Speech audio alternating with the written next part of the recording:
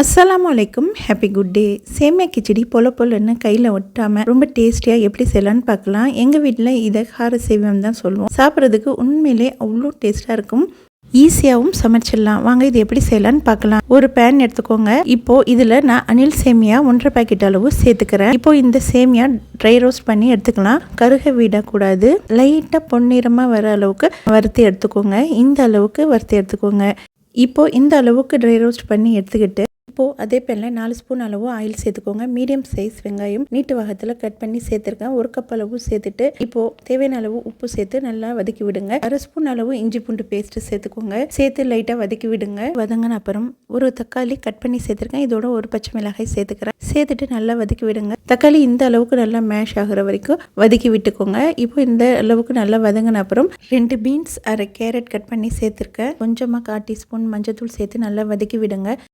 நல்லா வதங்கின அப்புறம் காரத்துக்கு ஏற்ற மாதிரி மிளகாய் தூள் சேர்த்துக்கோங்க. தேவையான அளவு சேர்த்துக்கோங்க. நல்லா வதக்கிட்டு இப்போது இதில் 2 முட்டை உடைச்சி சேர்த்துக்கிறேன். முட்டை சேர்த்தோன்னே உடனே மிக்ஸ் பண்ணக்கூடாது. லைட்டாக குக் ஆன அப்புறம் அதுக்கப்புறம் தான் நீங்கள் மிக்ஸ் பண்ணணும். முட்டை உங்களுக்கு சேர்த்து சமைக்க விருப்பமாக இருந்தால் சேர்த்துக்கோங்க. அப்படி விருப்பம் இல்லைன்னா ஸ்கிப் பண்ணிக்கோங்க.